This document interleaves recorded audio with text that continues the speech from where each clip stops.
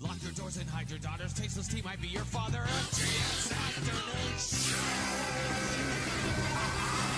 Started FJS Radio. One of the reasons for FJS Radio, one of the reasons for FJS Radio was independent music, indie tunes. I love indie music.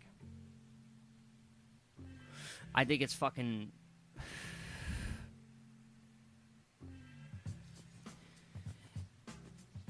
I've heard a lot of shit in my time. Working at rock clubs, throwing events like that where I had bands play, Night of Free Expression, which was, my God, which is a big part of FJS Radio for so many years, which I stopped about, 2 years ago, I think, almost now. I've heard a lot of music. I've hung out in a lot of studios. I've been friends with a lot of musicians, and I've gotten to hear a lot of music, and there is so much talent out there. There's garbage out there, don't get me wrong, but there is so much talent out there. But let's separate the garbage and the talent, and look what's in the middle. There is some fucking crazy shit in the middle. You don't know because all you hear is what's presented to you in the mainstream. The next guy, this guy that I'm about to interview, would never, ever be played on air, dude. Ever. Would ever be played on a regular radio station. There's no fucking way. I can see college radio playing him, but it's too experimental. It's too original. It's too ballsy. It's straight up balls. It really is balls to the wall, dude. You gotta have balls to do this kind of shit. And it's remarkable the stuff that you find that is so original, that is so... And you hear it, and a lot of people are like, oh my God, this is horrible. But I've played a lot of music on this show that the first time I played, people hated it. I remember playing bands, that I was listening to before I was going to play them on air, and my wife, who I turn everything on, I turn her on to everything. There's been a bunch of times that she's been like, my God, that's horrible. You can't play that. That's bad. No, man, you got to listen to it. You got to pay attention to it, dude. You got to open your mind. And then she gets it. And so do listeners. They get it. They finally start to get it. This is one of those styles of music,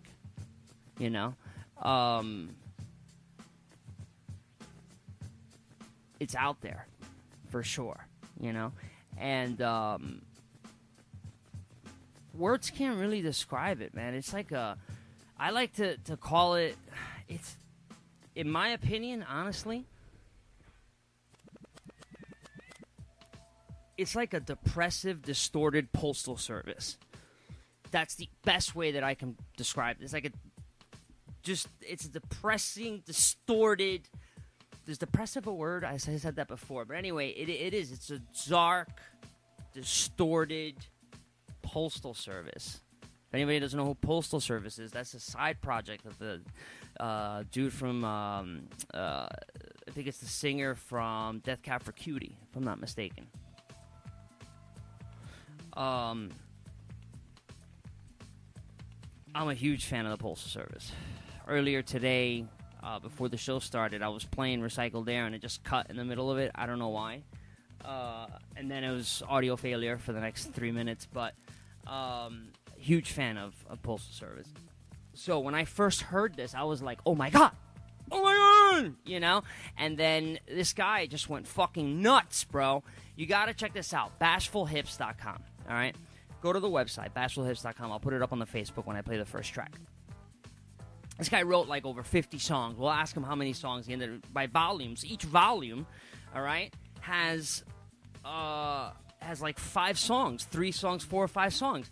And there's a shitload of volumes, all right? And every week he puts out a new volume, and this is just a series of shit that he's doing for some conceptual fucking art piece or something. I don't know what's going on here. We'll ask him, all right? We'll ask him when we get him on the phone, but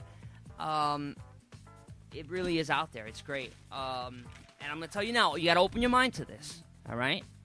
Fair warning, dogs. and bitches. I'm kidding.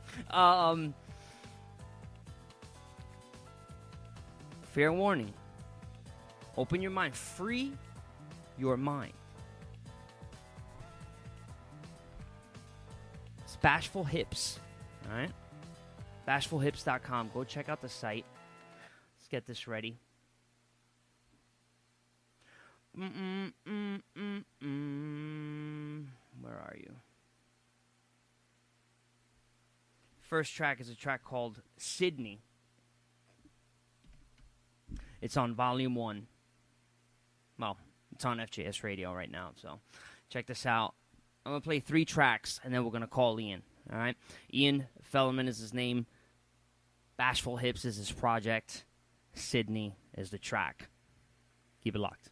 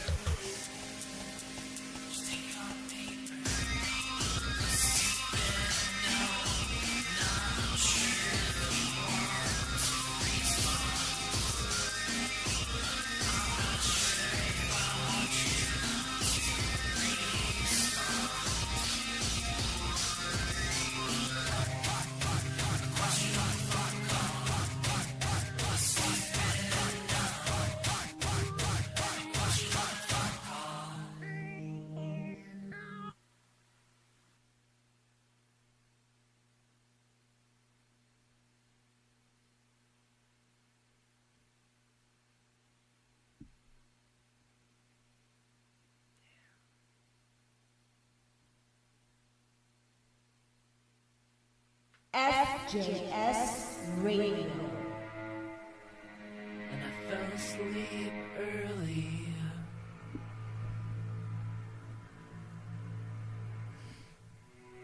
After listening to politicians speak,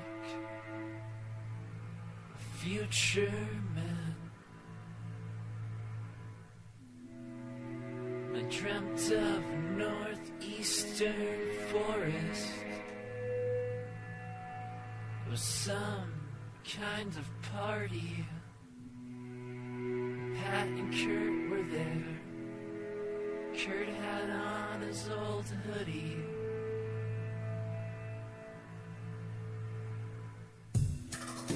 He'd been clean like the past 5 years. Never happened, and he'd been clean past 5 years never happened. And then we dispersed into the forest. And I awoke around 1 a.m. to the sounds of rain. Try to go back to sleep again. Do I have a head cold? Was that a fever dream? Or just bad allergies?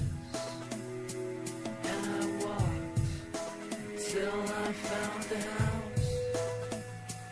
In the basement, I found a couch. And I put the TV on. And you came in. And you came in. And I awoke around 1 a.m. to the sounds of rain. Try to go back to sleep again. Do I have a head cold? Was that a fever dream? Or just bad allergies? And when you came in, you took the remote and turned the TV off. You crawled into that couch. We tried several different positions. And like a cat, put your 2 paws on my chest and kissed me. And then we slept for 4 days, felt refreshed. And we slept for 4 days, and we slept. And I awoke around 1 a.m. to the sounds of rain. Try to go back to sleep again. Do I have a head cold? Was that a fever dream? Or just bad allergies?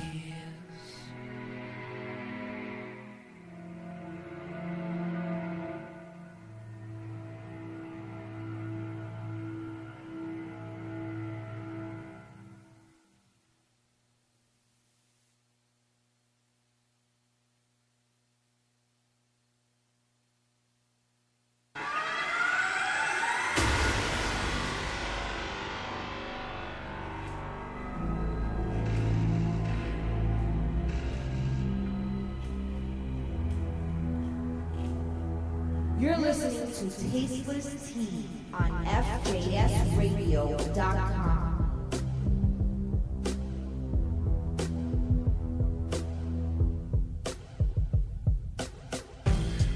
You look like my ex-wife. Probably not the way to start a relationship, right? I don't go out on Saturday night. Yeah, I go for a run. Or write a song for an old friend.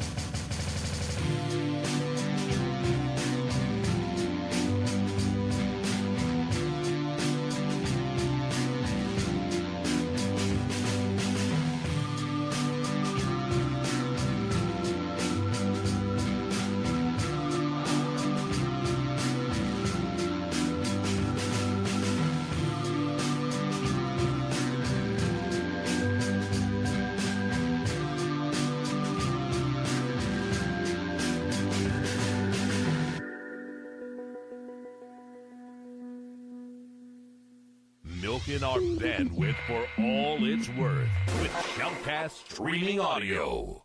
It's all rubbish. MySpace, Facebook, Assplat, 2 girls. It's all bloody rubbish. It's all commercial, man. They're drilling it in our heads. Listen to FJS Radio. Winamp. It really whips the llama's ass.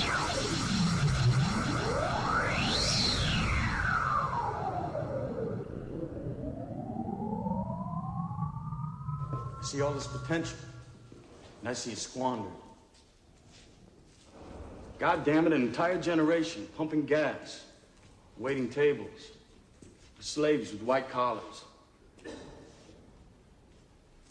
Advertising has us chasing cars and clothes, working jobs we hate so we can buy shit we don't need. We're the middle children of history, man. No purpose or place. We have no great war, no great depression. Our great war is a spiritual war. Our great depression is our lives. We've all been raised on television to believe that one day we'd all be millionaires and movie gods and rock stars, but we won't. We're slowly learning that fact. And we're very, very pissed off.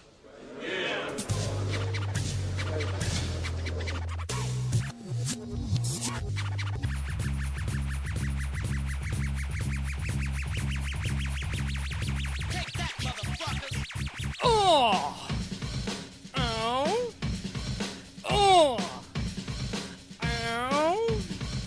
Oh! Oh! What goes on, Funky Faithful? Oh! Bashful hips.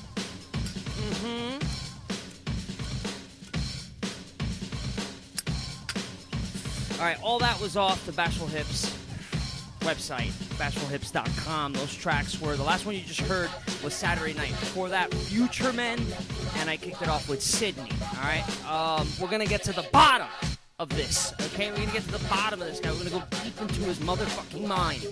But before we do that, let me do a couple of plugs, of course. The FJS show, as you know, live. I'm not doing the 9 o'clock thing. I don't think it's going to work out. I honestly don't think I can get on time. As it is, I'm going to get on late anyway, dude. You know what I mean? So I don't think I'm going to do it. I think I'm going to stick to 10 o'clock.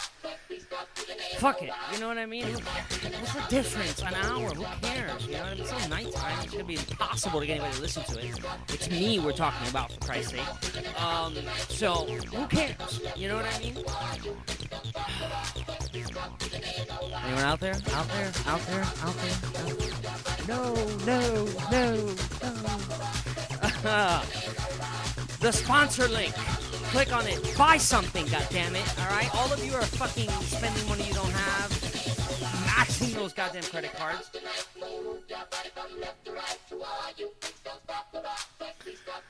You know it.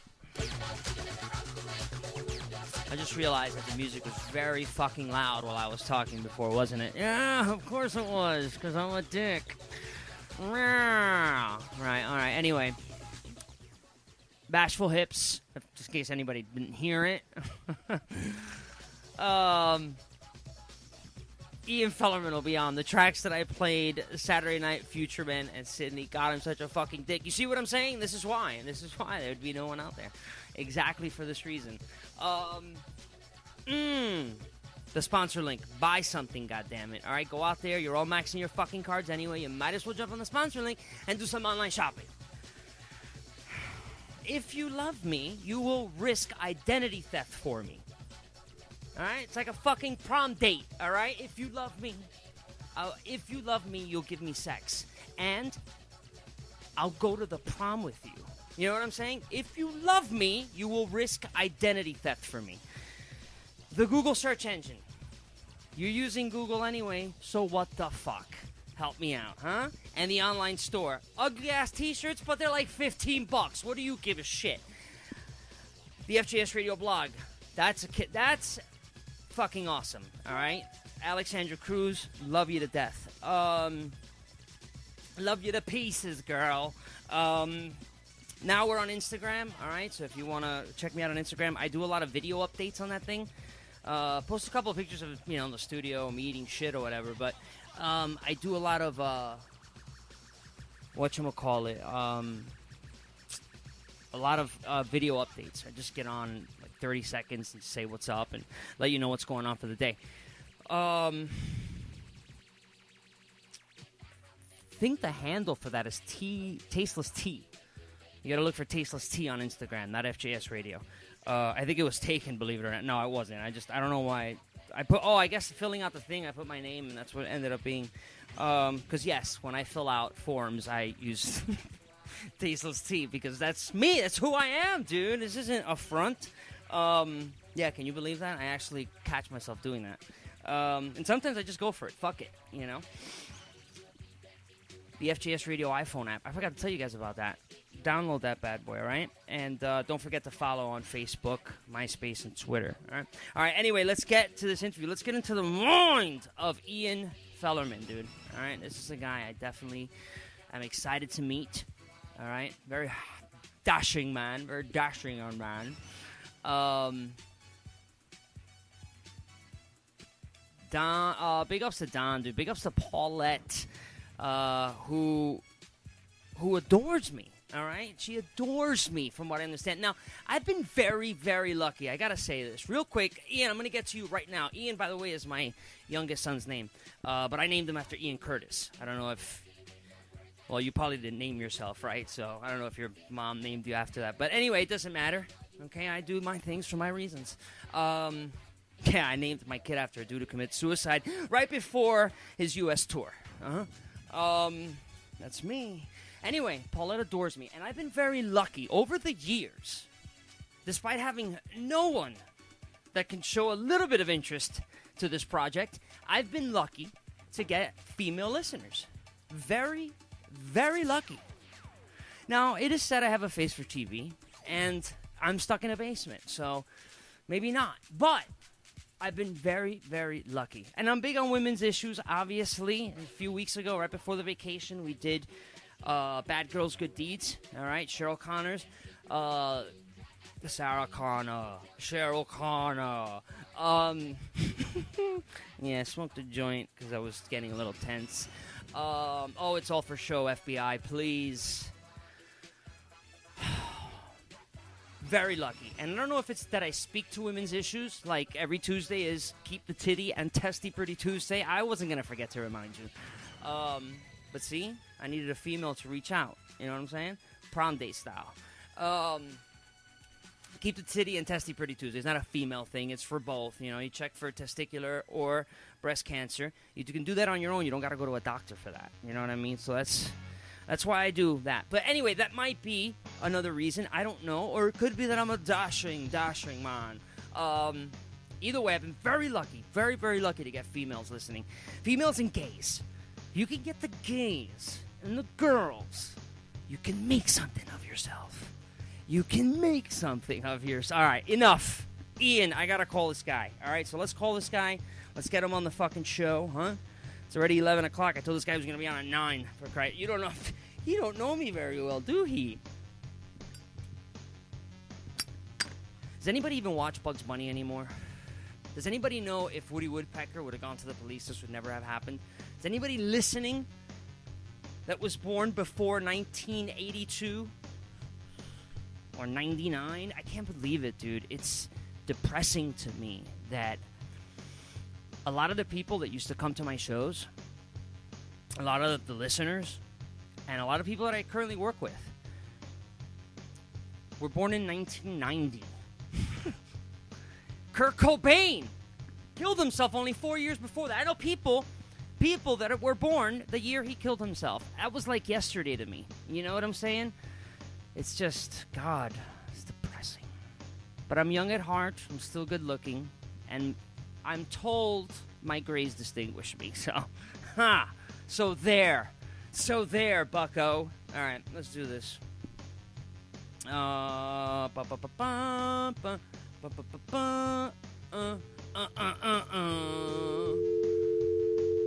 Yeah. Hey, Steve, you want to patch that call in? Yeah, there's nobody in the studio, guys. I got to do it like this. Is it ghetto? Sure. Is it me? Of course. Come on, we're not broadcasting fucking on the top of the Empire State Building here. I mean, look at where we are. All right, let's do this. 7. Almost blasted his phone number online. All right, here we go. Bashful Hips, Ian Fellerman. Very cool, very cool. Very cool. Oh, shit. This is Ian. Oh, what a way to answer the phone, dude. Like you're working an office, and you're always being searched for, so you don't even go with hello and wait for somebody to say, "Hey, is this Ian?" No, this is Ian. Let's cut the fucking small talk. Straight up. Let's cut the small talk. So what's up, brother? Oh, just climbing in my car because I got better service in there than I do in my apartment. No shit. Yeah, it's the fucking mountain, so it's super windy. That's fucking cool. Where are you from, dude? I'm from Massachusetts originally, and I've been living in Colorado now for like 6 years, and I move out to Nashville at the end of the month. No shit. What are you doing in Nashville? Yeah. Well, I'm getting transferred for my job, but hopefully, I don't know. I don't have work, man. Whatever puts food on the table. How is that? Like going from state to state because of your job? Is that you find that cool? Like you're cool with that? Well, yeah, it's cool. I think life is basically as much experience as you can get, and then you break a shoelace, and then you go in the mental hospital, and it's over. Nice, I like that. I like that, dude. So, what is Bashful Hips?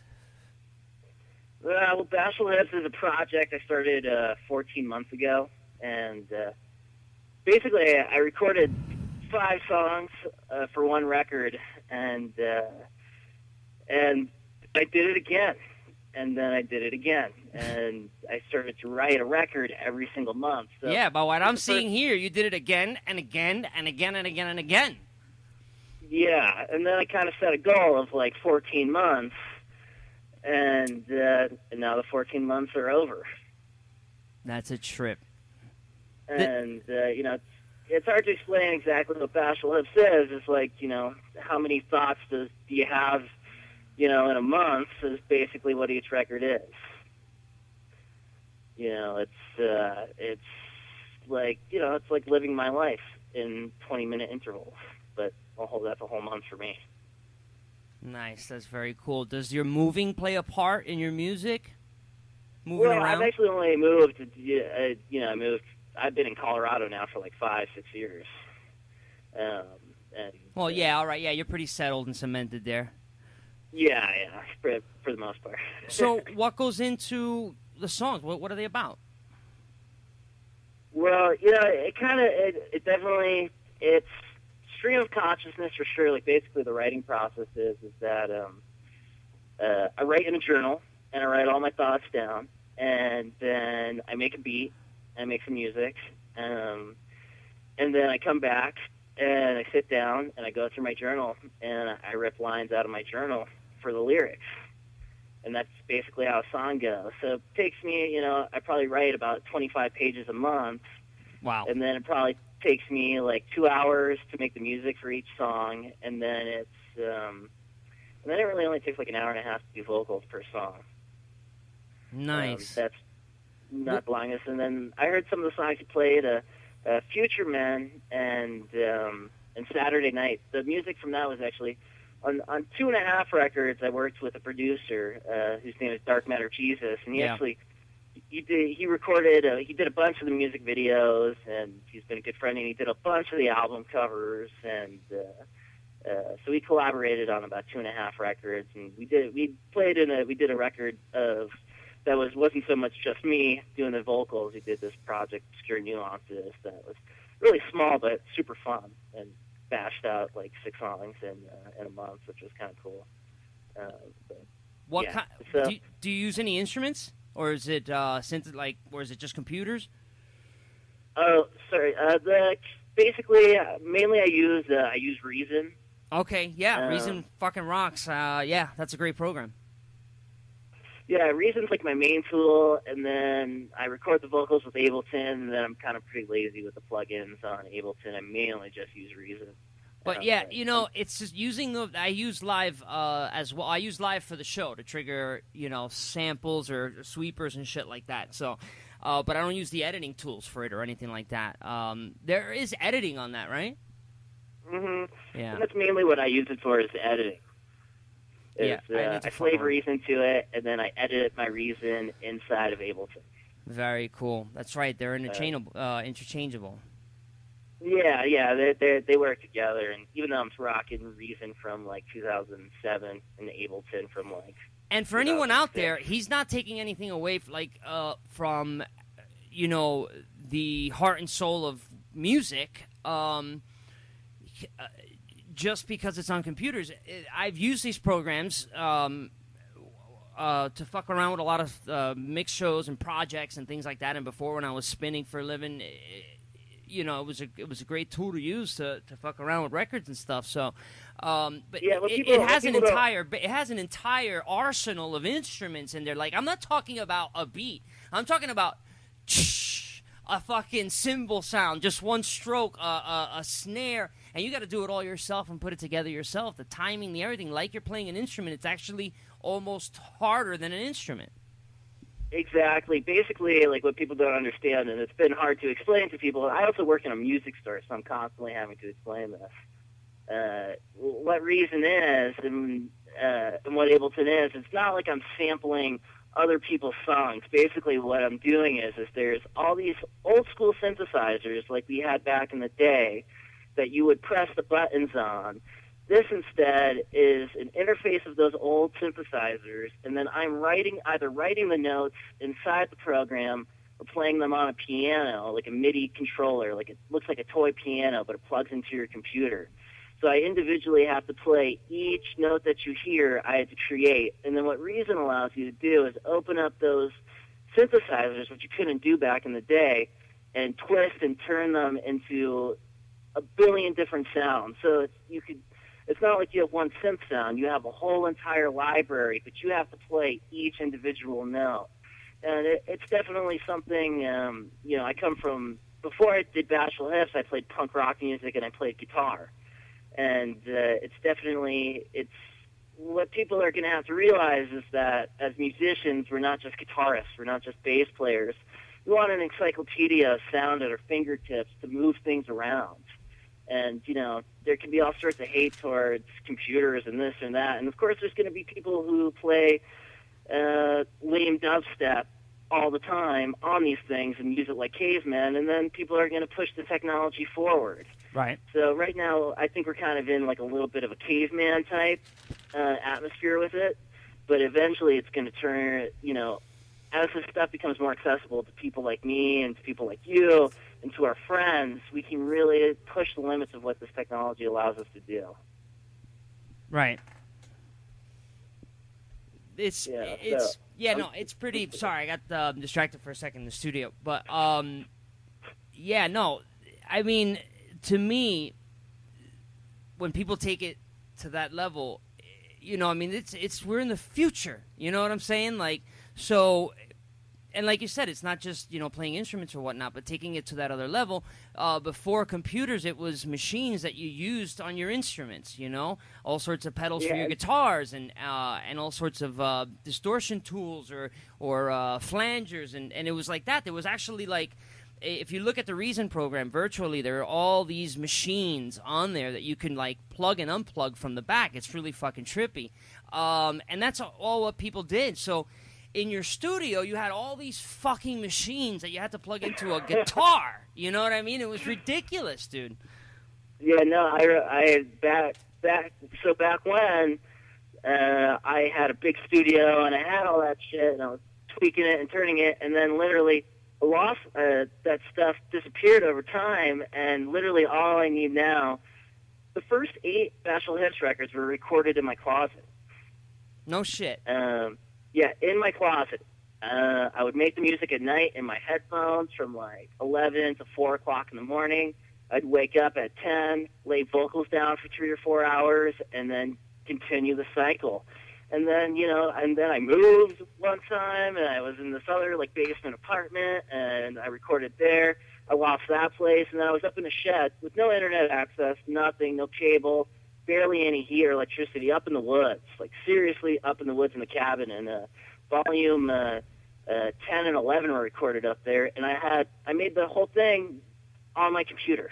Right. And it's just freedom. And, the people who are against the technology are the vanguards. They're the people who don't want things moving forward. They're elitists, man, because that equipment costs money, serious money. Back in the day, a drum machine could be $1,000. Right. And, now that this equipment is accessible to poor, starving artists, we can do what we want, and we can create and be as expressive as we want. And in the 21st, like you were saying, we're in the future. Right. The 21st century is it's crazy, mixed up, messed up times, and this is one of the few benefits that we're going to get. No, and it's the future, and the future kind of hurt musicians because it's so much harder to sell your music these days. It's so much more beneficial to give it away because you need to be able to get people to know it before they can buy it. And if you look at the Cats, who was it that the band that made Foster the People? They gave their song away, it got attention, and they got a deal or whatever. Columbia Records signed them, I think. But it's not easy to make money anymore. So you can't. I remember spending $1,300 on my first sampler, and it was a floppy drive fucking sampler. It took floppy drives, dude. You know what I mean? It was ridiculous. Yeah. And it's insane. You can spend that on one machine, or you can spend that on a program that has 90 machines in it, and doesn't take away from the sound because it's all computer-generated sound anyway. What's the difference? Yeah. When you plug a machine into your instrument, you just made it electronic. You know what I mean? So you just computerized it. I'm totally into it. It's complete freedom. The live show, I'm still trying to put together. Yeah, I was going to ask you that. Do you perform? Well, basically, I was in a band that performed a lot. And when that blew up in my face and there was some money behind the band and it was kind of doing well, get a good review, get a shitty review, get a good review, play some places, get rejected from some places, and it was doing well. And my first decision, really the first volume of Bashful Hips, was kind of I wasn't really planning on making any music past volume 1. And we see how that turned out. And I was like, I'm going to do whatever I want to do. And I don't care, because when you record a band and you work in a band, you have to remember always that you're going to have to perform it live. Right. And with Bashful Hips, the first few volumes, I had no intention of ever playing it live. So I didn't really care. I was like, I'm going to put some crazy stuff over here. I'm going to pan some stuff all the way to the left. And I'm going to make it totally nuts. And didn't really care. And then I was like, wow, there's a little bit of a demand for it to play live. So I opened up for a couple people. I played some house parties. I did little bars, and it was hard. There's no doubt, because it's not. Yeah, gigging ain't easy. Yeah, because it's not as exciting as watching somebody play guitar. No. And what's been kind of interesting is that Bashful Hips has a lot of wordplay, a lot of lyrics, and there's been I would never call it rap music or call it hip-hop, because it's not, but it shares some infinity with it in the sense of wordplay, in the sense of it's a lot of the same tools. And then when it comes to the live show, it's the same equipment that they use. And there's even been a few times where I've been played on rap stations, college rap stations and stuff like that. So, it is kind of like a one guy with a microphone. And it takes back in the day, I could hide behind a guitar and wear some stupid wig and, act crazy, and it was easier. When you're one dude with a microphone and a computer, I'm still working on a live show. Still trying to figure out what's the best way to put it together. Sure, yeah. With that kind of thing, your surrounding has to be very visual, I would imagine. Yeah, well, at the same time, a lot of times I really don't want to be playing bars. Right. like, my dream setting would be a sit-down place. Maybe not sit-down, not uptight or anything, but, you know, not a place where, you know, it's, for my music, this is just for my music. I want to go and have fun, but, you know, a place where it's not just, you know, tequila shots and dumb blondes who talk too much over your music. I'd like to do it in a sit-down, more theater-esque setting and really get people being able to listen. And there's always a few people who are like that when I do play, but the bar scene is really not the place where it fits. And that's what I'm excited about Nashville is, you know, it's like, I've never been, but, you know, just going out there. I'm hoping that, you know, there's venues and there's a type of creative places where people are into sitting and actually listening to the music, you know, because there's nothing wrong with party music. Like, I wouldn't want to listen to my music if I was going to a party. It's not that type of music, but it is the type of music that you would pay attention to. And so that's, it's kind of a hard the live situation. I haven't found the right venues for it yet. Yeah, and I'm not sure if those really exist yet. Yeah, no, it's, and I was saying it before I played it. You know, it really, especially for a crowd that's going to walk into a bar, it's very hard to do it in that setting. It would be more of like a show where you're inviting a lot of people that you know be into it or something like that. You know, it'd be hard to just play venues and go from venue to venue. So yeah, I imagine it would take a lot of work. In that sense, you know, what are you looking for with Bashful Hips? Well, originally the whole idea was, like, the reason why it's free, the reason why there's so much of it was because I felt the need to do it. It wasn't for the money. I really took the 14 months to do it. I was like, I'm not going to try to make any money off of this. If the critics like it, the critics like it. If the critics don't like it, fuck them. I was never trying to be a critic's darling anyways.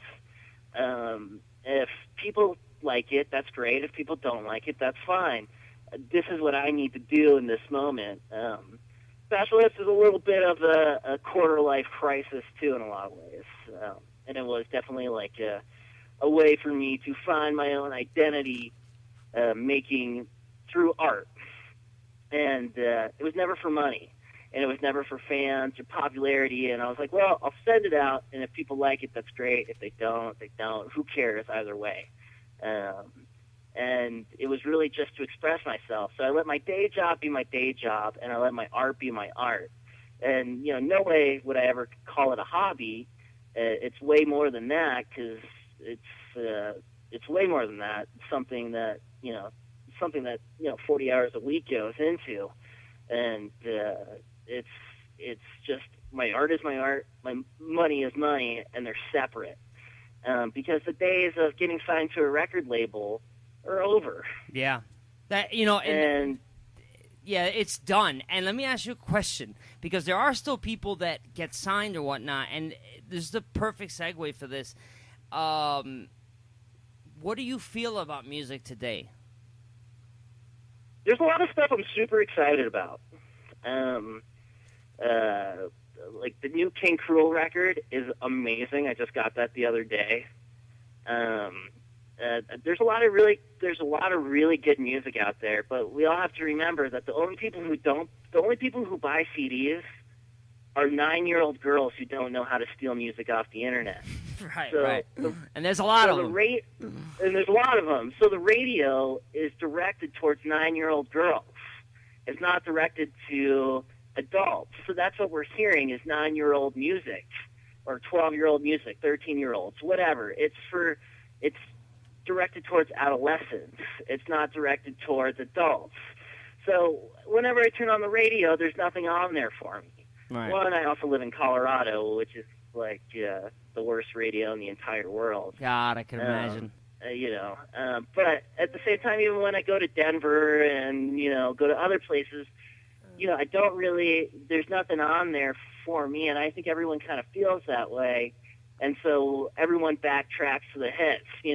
Anytime I listen to the radio, not that there's anything wrong with these bands, I love the Talking Heads, but it's always the Talking Heads on. It's always the Red Hot Chili Peppers. Yeah. It's the same stuff. It's the same hits. and its radio is like nostalgia, except for the podcasts. The internet radio is changing everything. Yeah. Because it's directed to people who are into music, who are into talk, who are into certain subjects. They go and find the radio station online that they like, and they can listen to what they want to hear. Now, it does close off some doors because you won't be able to hear things that you wouldn't know. So if you're too specific, you will miss out on some things. But overall, I think it's a positive thing. And I think, even though Sirius Radio seems to be on a continuous play of all the same stuff, things like Sirius Radio, what you're doing, what some of these other online radio stations are doing is so much better than community radio, and is so much better because people got to remember that a lot of times community radio they have to deal with the FCC, and they can get busted, and they do get busted. Yeah, they do. And program managers, if you're not part of BMI, a lot of the times they won't play you. And they have to watch that sort of stuff, and it's unionized, and and it's weird because my music gets played more in Canada and more in England and Europe than it does in the States. And all I can chalk that up to is that radio on an FM signal has been corporatized. Yeah. And there's no breaking through that. And I'm glad that a lot of times, the general FM radio listener is not really someone who would listen to this type of music. Anyway. Yeah, no, and they're not someone that's really out there looking for music either. Like, they're not looking to get turned on to anything new. So, I mean, in a sense, for me, I guess the mainstream is, it is what it is. It works, it's whatnot, and that's. But it's just a shame that, to me, and this was there's three reasons why I started FJS Radio, and one of them being indie music, the other being that I was always a huge fan of radio. I loved radio, talk radio, music on the radio, DJs, I loved it. I loved every aspect of radio since I was a kid. I remember cutting class, if you ever listen to Coward Sperm, which is I call him that now. But I listen to Howard, man. Like, I listen to Howard 4 hours a day. Yeah, I mean, I was a huge, I was a huge fan, and I made the mistake of confusing the art with the artist, which I always warn people, never confuse the art with the artist, because you're not always going to be happy, and it could ruin the art for you, But, reason why I guess I call him Coward Sperms for a lot of things, I confused him for his art, and now I just can't get the good taste back in my mouth, But so either ACT I mean, it's hard to stomach. yeah, you know what I mean. So, but whatever. At least now we have other mediums. But to me, it's just a shame. The reason I created FJS Radio was to be able to do what I thought radio should sound like. Do radio like I thought it should be. Like, I would want to hear it. It would bother me that after, for a while there, one of the stations that we had out here, 92.3, K-Rock it was called back in the day, and Howard Stern was on it in the morning, and then... I got K-Rock, and I where I live, I got the Hartford stations, and I got the New York station, so I think the Hartford station was Q100-something, that they would stream in K-Rock every single day. Yeah. And then K-Rock went over to like new metal. Yeah, no, they went through some stages, but I remember when in the mid '90s or so, mid to late '90s, they were really doing a good job with the music, but it was also it was the grunge era, and it was hard to find bad rock music. It was really hard to find bad rock music. So everything that came out was great, and with that morning show and then the music, it was one of the only stations that I felt, oh man, this is fucking great. But then of course it slipped, and there were still bands that I thought that should be played that weren't getting any airplay, and that confused me a lot. So then I started FJS Radio and did it the way I thought radio should be. So I guess there's an avenue for everything, and that's the reason why I opened the door so much for artists like yourself, because I really feel horrible that I feel worse about you guys not getting airplay than me not getting out of a basement. You know what I mean? Like, so, that's why I guess I opened the door so much. But anyway, whatever. It's not about me. How have people I'm sorry. How have people responded to the music, to the project? You know what, man? It has been overwhelmingly positive, which has really come to be a shock. Because I was in this other band that was like more. It wasn't mainstream. It was still freaking weird, but it was more mainstream. And we would either get like a 5-star review or a 1-star review. And we were always one member of the band was always like saying, let's make it more palatable. Let's make it more palatable. Let's make it more clean. Watch the lyrical content. Don't get too crazy. And really, once I got to like rip it and do what the hell I wanted to do, the reaction is like, it's not huge. It's a small project, but it's a project that's it's on some community radio station or podcast, once a week at least. It's always on some new radio station or played on put in constant rotation somewhere. And it has been like super positive. Of course, there's, and it depends on who you play it for. If I play it for other musicians and stuff like that, they always want to like critique it and put their spin on it. And I don't have time for that. But when it comes to just to a music enthusiast who's listening to it as it is for what it is, it's really been positive. And That's great. I was kind of taken back. And the emails. I don't do the Facebook thing except for on my personal page. But I don't do the Facebook thing for the band, so I don't have to deal with like followers and all that sort of stuff. I just have my website. It's been like really positive, and people have been really super supportive of it. And DJs like yourself and a lot of other ones have really gone out of their way to play it, which feels really good. It's definitely an ego stroke, but Nice. When it comes down to brass tacks, I'd be doing it no matter what. And it's not for everyone. And the hard thing is and that's the double-sided edge of this equipment, is that everybody's making music these days. Everybody's making beats. So there's if you love Lil Wayne, I doubt you're going to be a Bashful Hips fan. Right. If you like Joy Division and you like Shoo Shoo, and and you like some of the more outsider avant-garde music that's been going on, if you're a Sonic Youth fan, you'll be into it. And you won't think it sounds like them. You'll think it's the 21st century evolution of underground music. Sure. What are What are some of your major influences? Well, I definitely when I started, like, growing up, it was like Fugazi, it was the Pixies, it was Nice. Built to Spill, Nice. it was Black Flag and Rites of Spring, it was Very nice. It was hardcore to really good punk music, and then I liked dudes like Elliott Smith. Like, I thought he was an amazing songwriter. And Nick Cave and like all those dudes, I thought, and then like I'm a huge Lou Reed fan. Like, I think Lou Reed is the man. Yeah, forget about it. It. Yeah, he's the shit. Forget about it. He's just the best. And the past 14 months, I really like that record label, even though I got a rejection letter. So fuck them. But anyways, they have great artists on them. That Anticon record label has some great artists on it. I think I think their records are amazing. This dude Serengeti is just awesome. His records are so good. And then Dose One from themselves, his new record, the solo record he did, is just awesome. So all those dudes on Anticon, the guys who are more rap orientated, Yeah.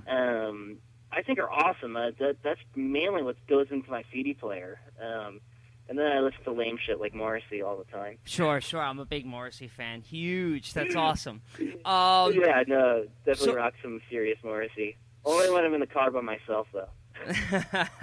Got a couple more minutes, but I wanted to ask you just a few more questions. What's next, man? Well, I moved to Nashville. I get settled. I got a lot of ideas for the next record. The next record's not going to be done in a month. I'm going to take like a good 6 or 9 months to really make it and really craft it. hopefully, get some other producers into it. Hopefully continue to work with Dark Matter Jesus too. His beats and his help in this project has been huge. But I hope to, I want to take everything up a level. I want it to be more poetic. I want the music to have more parts.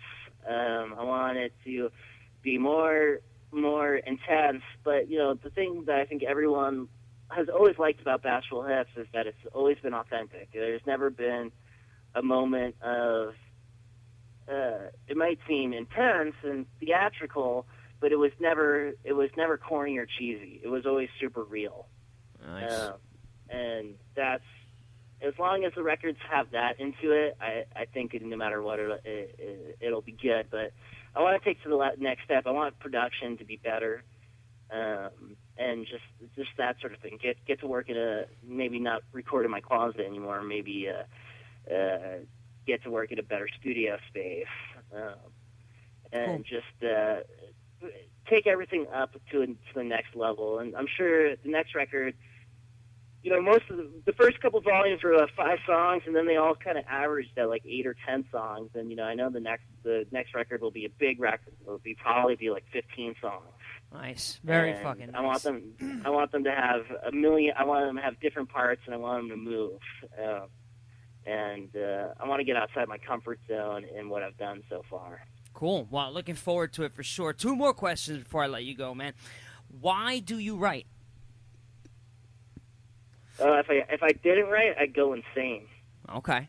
Good answer. Good answer. And last question, do you take drugs? No, I don't. No, you don't, for real? No, for real. I chain smoke like a motherfucker, but okay. I don't smoke pot. I don't drink. Wow. I don't do any drugs. Zero whatsoever. It's not that I'm against drugs. Right. Like It's just not for you. It's just not. I get all paranoid and shit, No and then shit. I can't make my music. That's funny shit, because you listen to your shit, you would think, oh, man, Well, anyway, I just got to say this, dude. The artwork on Bashful Hips for each volume and the tracks is just perfect, man. It really is. It's simple. It's defining, It works great with the minimal aspect, the minimal style of the music. I really dig the art, man. I really do. Who's behind that? Who's behind that? You? Is that you? I did some of the album covers. Most of the album covers were done by Dark Matter Jesus. And, he's been like a silent partner in this whole thing, man. He's super helped me out with everything. And he's the only person that I really go to for feedback, because he's really the only person that I trust with this stuff. And then one of my favorite volumes, Volume 6, the art was done by a local artist named Juan Garcia. And his link up to his Deviant or whatever the hell that website's called, DeviantArt or whatever. His link is up underneath Volume 6's underneath his cover work. Nice. And then you can go to Pulling Strings Studio, and you can check out Dark Matter Jesus' all his album covers, and he does other people's album covers, and he does all sorts of really cool music videos, and video games, and all sorts of crazy stuff. Very cool. Well, dude, it was great to meet you, man. Great to talk to you. Guys, do not slip on this. Do not sleep on this. Go to bashfulhips.com and check out Ian. It really rocks, man. I'm so glad to have met you. I'm so glad to have been able to find your music. You found me, right? You found the station? Yeah, my friend, he's into politics. Right. And I have a big mailing list, and he was like, "Man, you got to put this guy on your mailing list." And you're fucking kidding me. Who is this person? I don't know if he wants to be mentioned, because he does the. But is this this a friend of mine, or is this just someone who knows? No. He told me he doesn't know you. You're kidding me, dude. Look at that. I would have never Well, how can you know? You can't always know who the fuck is listening. I have numbers. Yeah. But He's from the Jersey area. He's like a big he used to be into the Prison Planet, that sort of thing. Okay. And, he can always hook me up on some big conspiracy stuff at 2:00 in the morning. Perfect time for it. Yeah, and he was like, "You got to check out this dude," and I threw you on my mailing list. Cool. And then I started listening to your show. when you sent me an email. Well, I'm glad you sent your stuff, man. It's very nice, very honored to experience it, to be able to share it with everybody, by playing it on air. Well, I want you to come back, dude. I want you to be on again, and we'll make that happen for sure. If you want to, of course, that's something you're down with. All right, man. No, thank you so much for the support, Tico, and I'll keep spreading the word. And thanks so much for your support. Anytime, brother. Always. Till next time. All right, till next time, man. Catch you. Lock your doors and hide your daughters. Tasteless tea might be your father. FJS Afternoon Show.